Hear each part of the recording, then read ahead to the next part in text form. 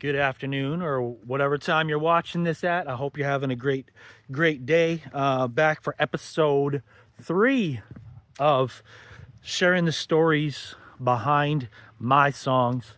I had a request to do just bars, so shout out to my man Kyle, who is always supporting my music and my posts.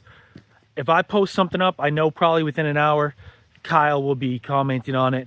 He loves Christian hip hop. So first of all, I just want to say shout out to you, Kyle, and thanks for requesting my song Just Bars. Out for another walk. Just kind of a nice day here, minus the smoke, but I still want to make this video for y'all as we're out here getting some exercise. So my song Just Bars, definitely more of a boom bap type vibe, just like Artisan was, as I shared yesterday. The sample, if you watch my last video, if you haven't, go watch that. I talk about how the sample of the scratching on Artisan came from this song Just Bars, which I'm talking about today. But Artisan, you know, has that kind of 90s, that more, I would say, not hype, but more upbeat boom bap, where Just Bars is kind of more laid back, not lo-fi, but more kind of a chill type boom bap, if that makes sense. That's how I would describe it.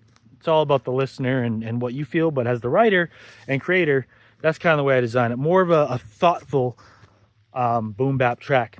But the story for Just Bars I want to share today goes way back when I was a young rapper with a group that toured all across Western Canada. We went to First Nation reserves. I'm a proud Indigenous man myself, Wood Mountain, Lakota, and went to all these reserves and got to hang out with kids, go to dark places that were struggling with suicide and addiction.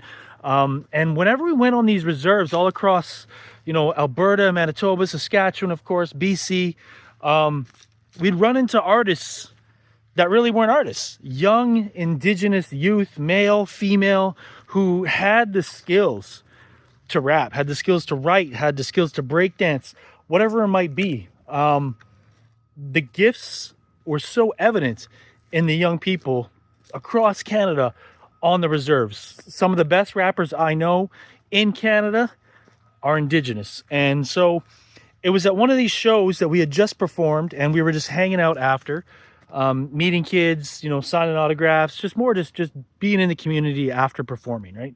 We never just went to the back room and just disappeared. We just hung out. And so one of these times, this kid came up to us, and I don't even remember how old he was, honestly, but he was young. I would say he was probably like 11, between 11 and 13 type thing, probably. And he came up to us after, and he was really just like chill.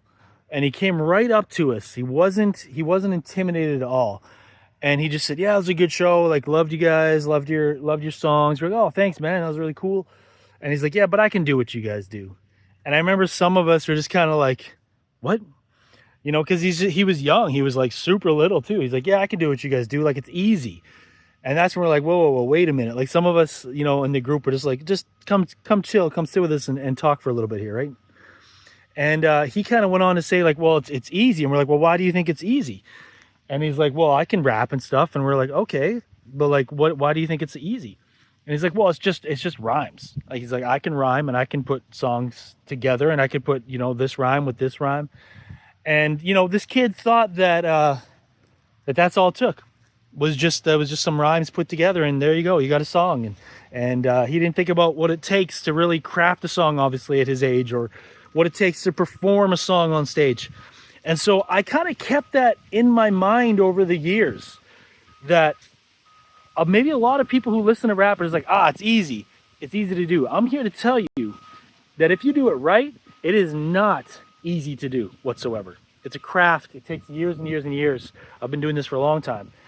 And so I kind of took that idea of that kid back in the day and put it in this song. It talks about, they say it's just bars, some rhymes in a verse.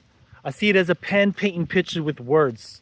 They say it's just nouns and verbs put to a beat. I say it's words of life designed for the streets. This song is all about what the rhymes really are. When you go behind the actual rhymes, what's the substance? What's the content? Where's the passion coming out in the rhymes, right?